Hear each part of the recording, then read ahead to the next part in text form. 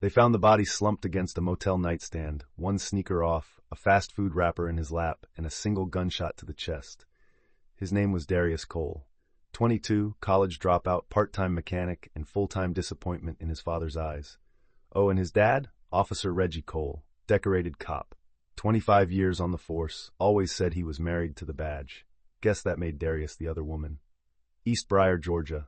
A town small enough that you know the clerk at the gas station by name, and she knows your secrets before you do.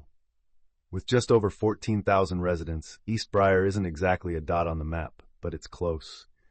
People don't move here for opportunity. They move here to disappear, retire, hide. The town looks charming from the outside. It's got old brick buildings, tidy lawns, and a town square that hosts a chili cook-off every October. The local paper still prints on real newsprint, and the radio station plays a mix of gospel and trap, depending on who's on shift. But like most quiet places in the South, East Briar runs on reputation, on image, and under that surface, there's rot. Reggie Cole thrived here. He was East Briar's first black patrol officer when he joined in the late 90s. He came in with a straight back and tighter discipline than a military parade. Over the years, he rose through the ranks. By the time he hit sergeant, folks talked about him like a local hero. The mayor called him a pillar of law and order. Church ladies said, "He don't say much, but he always gets it done." But others, especially in the black community, they had a different take. Reggie wasn't the kind of cop who gave passes. He wasn't the kind who'd pull you aside and talk things through. He was the kind who'd run your plates on sight and ask questions later. He didn't just enforce the law, he was the law, and he liked it that way. He patrolled with presence, crisp uniform, polished boots, never smiled much, never needed to. The Cole name held weight in East Briar, not because of money or politics, but because people knew Reggie wasn't the kind of man you crossed. His house sat at the edge of town, near a retired cotton mill turned feed store. Single-story, red brick, 2 flags in the front yard, American and thin blue line. Neighbors said the grass was always cut and the blinds never opened. That was Reggie, tidy, controlled, private. And then there was Darius. Darius Cole had a laugh you could hear from across the street and a habit of drumming on everything, tables, counters, steering wheels. He was artistic, unpredictable, and in a town built on sameness, he stood out like graffiti on a church sign. He played drums in the youth choir until he dropped out of community college, worked odd jobs, wrote music, tried to build something bigger than East Briar would ever allow. To outsiders, Darius was a troubled kid. To his friends, he was a loyal heart wrapped in chaos. To his father, he was a stain on the Cole name. The town knew the two of them didn't get along. People whispered about it over coffee at Millie's diner. There were rumors of shouting matches, police calls that never made it to the official logs. But again, Reggie was the law, and no one dared dig too deep. That's why, when Darius checked into room 6 at the Briarwood Motel, nobody blinked. Motel 6 style building, moldy curtains, neon sign half-lit, known for quick visits and quiet exits. But Darius wasn't looking for quiet. He was looking for answers. By morning, all the town would have were questions and a body, and the only person who could answer them was the man who swore he protected everyone else. Let's talk about Darius Cole. He wasn't a thug. He wasn't a saint. He was something more dangerous in a town like East Briar. Complicated. He loved music. Played the drums at age 7. By 10, he was producing beats on a borrowed laptop in his bedroom closet. His dream was to move to Atlanta, start a small label, and put his hometown on the map. Not the crime map, the culture map. But dreams like that don't pay rent in East Briar, especially when your last name is Cole. Because being the son of the Reggie Cole came with expectations. And Darius never lived up to them. He tried. Lord knows he did. Joined JROTC in high school. Carried himself like a soldier, even though the boots never really fit. He got decent grades, stayed out of big trouble. But it was never enough for Reggie. If Reggie wanted a son who marched, Darius danced. And that was the problem. Reggie Cole had built his life on control. Control over his job, control over his home, control over his image. And his son was the one thing he couldn't control. They fought, often, loudly. One neighbor said it was like listening to a military tribunal in a 2-bedroom ranch. Their arguments were about everything: grades, music, girls, curfew, weed. But really, they were always about one thing: power. Reggie didn't just want obedience. He wanted Darius to be an extension of him, a younger, smoother version of the badge. And when Darius pushed back, Reggie didn't adjust. He punished. At age 16, Darius came home high. Reggie didn't ground him. He took him to the police station and locked him in a holding cell overnight. Told the desk sergeant to leave him there till he gets sick of breathing county air. When Darius got arrested for shoplifting at 19, Reggie made sure the charges stuck. Said, if I clean it up now, he'll never learn. Cold? Maybe. But Reggie didn't believe in soft love. He believed in lessons. And sometimes those lessons came with handcuffs. But here's the twist. Darius never stopped loving his father, even after all that. Even after the fights, the silent treatments, the threats.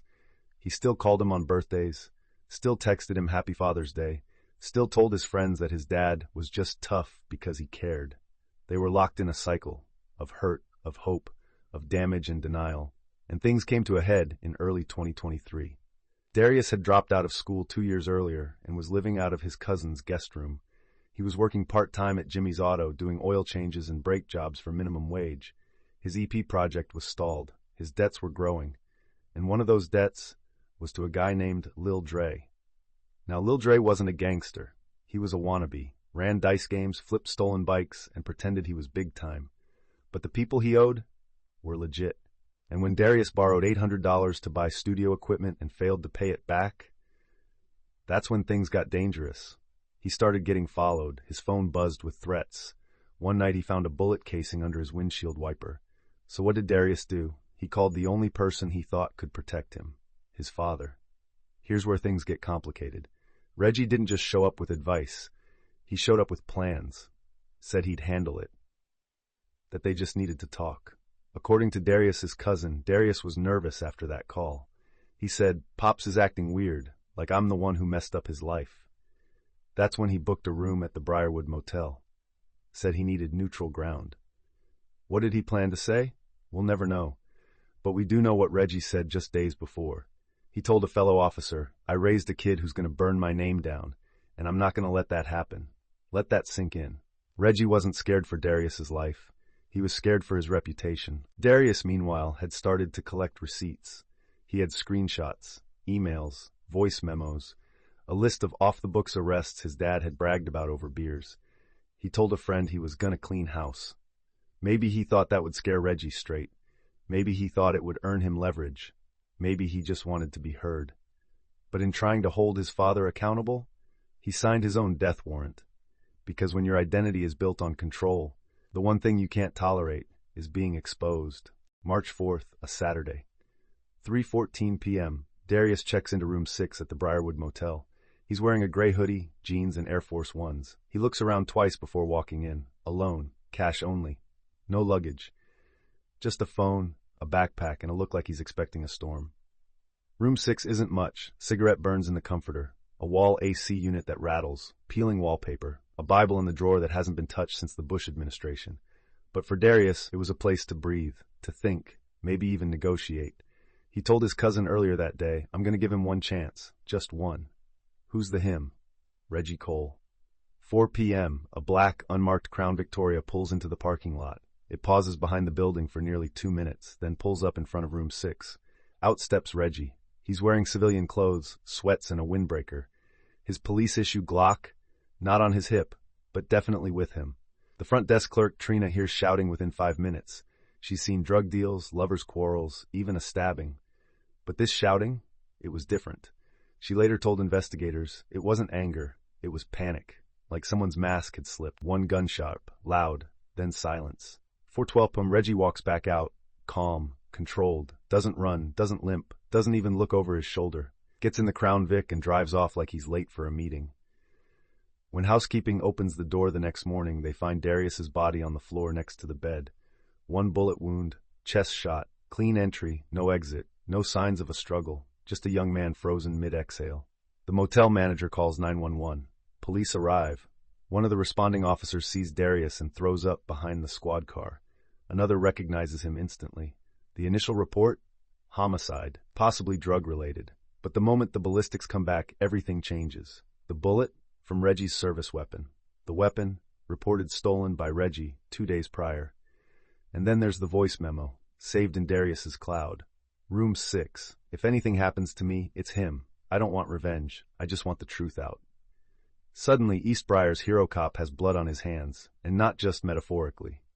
Let's rewind the tape. What really happened in those 8 minutes? Based on timestamps, text records, and forensic analysis, investigators believe the meeting was pre-arranged. Darius thought he could leverage the information he had to get his father's protection, or at least his respect.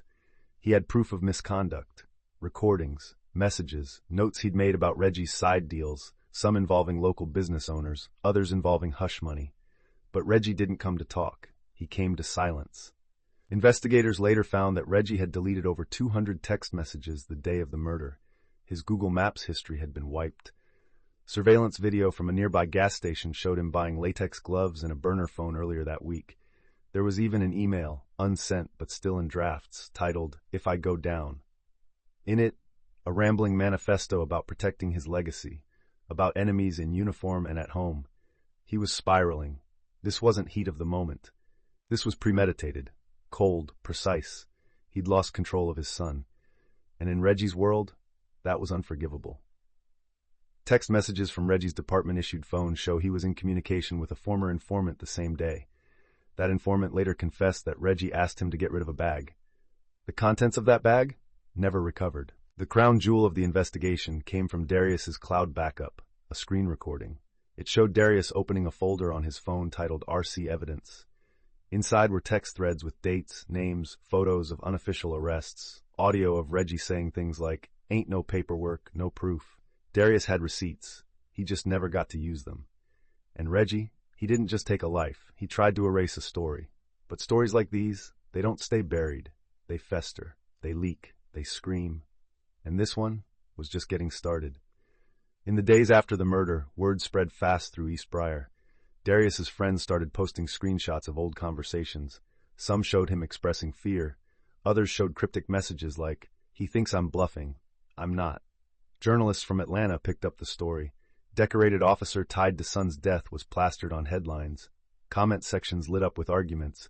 Some defending Reggie as a man pushed too far, others demanding he be stripped of every honor. Meanwhile, Reggie stayed silent. Forensics found fibers from Reggie's car mats on Darius's clothes. They also found a boot print near the bed, size 12, department issue, same type Reggie wore on patrol. The autopsy revealed that the gunshot was delivered from less than 2 feet away. No hesitation, no second shot, straight to the chest. The kind of shot you only make when you've rehearsed it. Investigators pulled surveillance from businesses along the road from Reggie's home to the Briarwood. One camera caught the Crown Vic idling behind a dumpster for 10 minutes before the shooting. Reggie wasn't lost. He was waiting. They also found a motel guest, room 7, who heard the entire exchange. She didn't open her door, but she recorded audio on her phone. Muffled voices, but one line came through clearly. "You don't get to ruin me, boy. Not after all I gave up." The final piece of the puzzle came from Darius's email, draft saved but unsent. One read, "If anything happens, check my phone, check the Briarwood cameras, check him, I'm done being scared." He knew he was in danger. He went to that motel anyway. He faced his father, not with violence, but with truth. And for that, he paid with his life. After the shock of the crime came the flood of questions. The town wanted answers, but the police department, not so much. The initial statement from Eastbriar PD was clinical, cold. An active investigation is underway into the death of Darius Cole. No further information at this time. No mention of Reggie, no mention of the motel, just a wall of silence behind blue lines. But the walls started to crack. It was Darius's voice memo that opened the first hole. Once that audio leaked, and oh, it did leak, Eastbriar couldn't hide behind procedure anymore. People started asking, why was Reggie's gun used? Why was he near the crime scene? Why had Darius clearly named him before he died? Internal Affairs was called in from Atlanta. They rolled in like a cleanup crew, 2 black Tahoes, 5 officers in suits, and a promise, "We'll go wherever the evidence takes us." First stop, Reggie's house. They took his phone, his laptop, even the jacket he'd worn the night of the murder.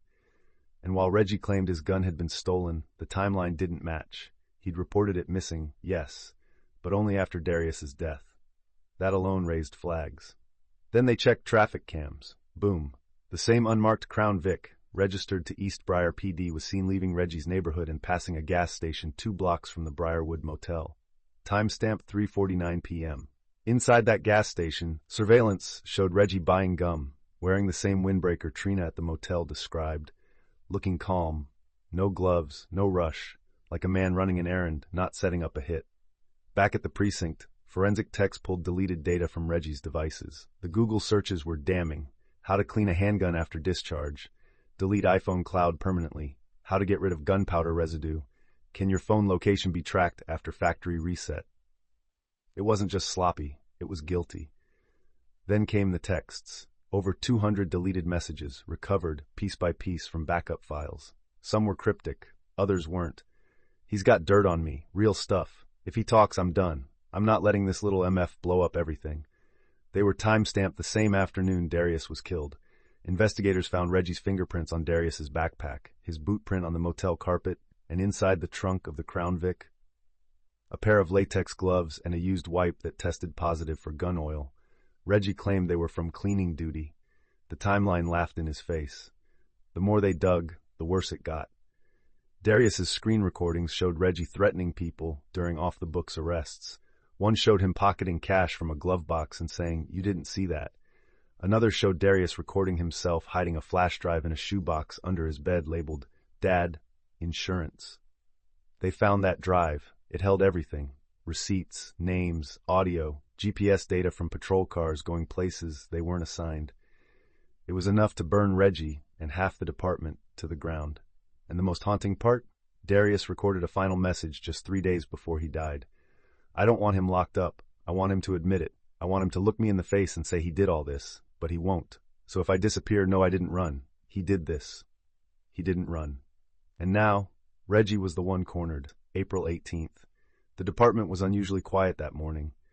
Reggie Cole showed up for his shift like it was any other day, uniform crisp, coffee in hand. He was halfway to his locker when Internal Affairs and the sheriff's office walked in.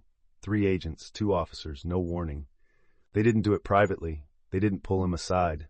They arrested him right there, in the middle of the locker room. Badge still on his chest, gun still holstered. The irony? He was wearing the same boots that left a print in room 6. As they cuffed him, he didn't speak, didn't protest, didn't blink, just stared straight ahead like it was happening to someone else. The mugshot went public within hours. East Briar's golden cop, now the face of a patricide investigation. The charges stacked high: second-degree murder, tampering with evidence, obstruction of justice, misuse of department resources, conduct unbecoming of an officer. Prosecutors requested no bail. The judge agreed. The trial started in early August. The courtroom was packed every day. Reporters, locals, even former officers. Some came to support. Others came to see justice catch up. Reggie's defense: that the shooting was an accident, that Darius was aggressive, that Reggie feared for his life. But the evidence said otherwise. The prosecutor laid it all out like a Netflix miniseries.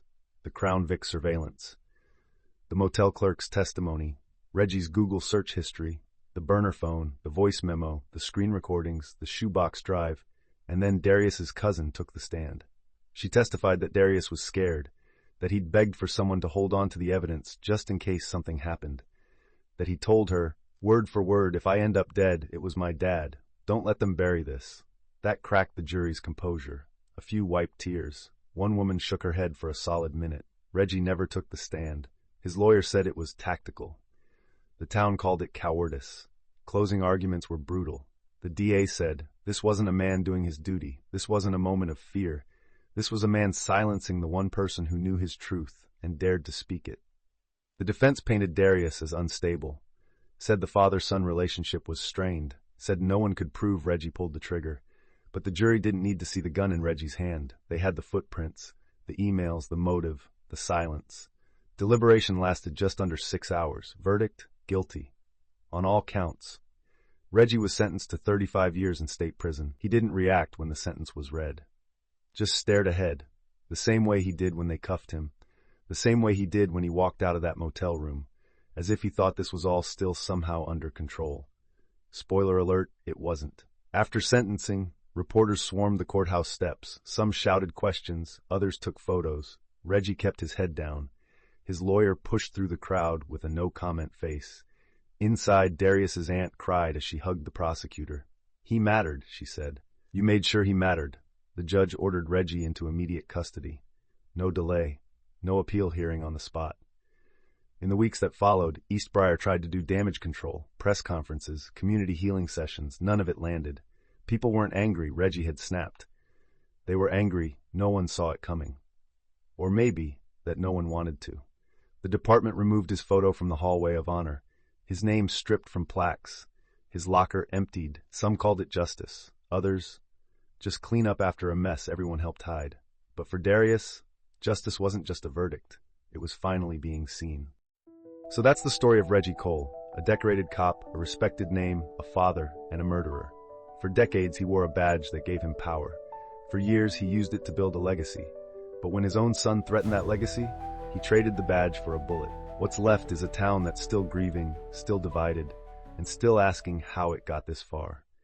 Some say Reggie cracked under pressure, that he saw Darius as a threat to everything he'd built and panicked.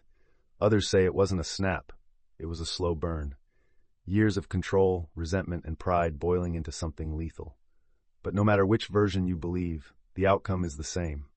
A young man, flawed, creative, hopeful, was gunned down by the one man who was supposed to protect him. And that truth doesn't change, no matter how many plaques you remove or files you delete. After the verdict, Darius's EP, his unfinished project, was uploaded to SoundCloud by his cousin. It was titled Room 6.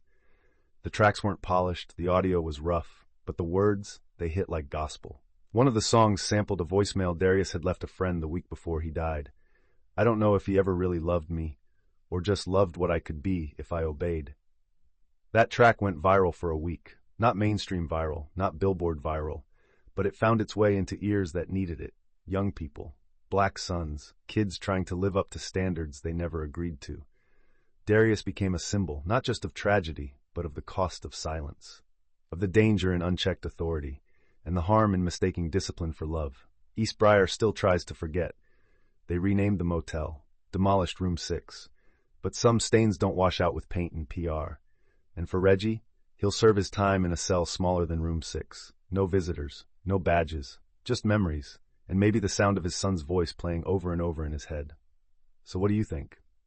Was this about justice finally catching up, or ego finally breaking down?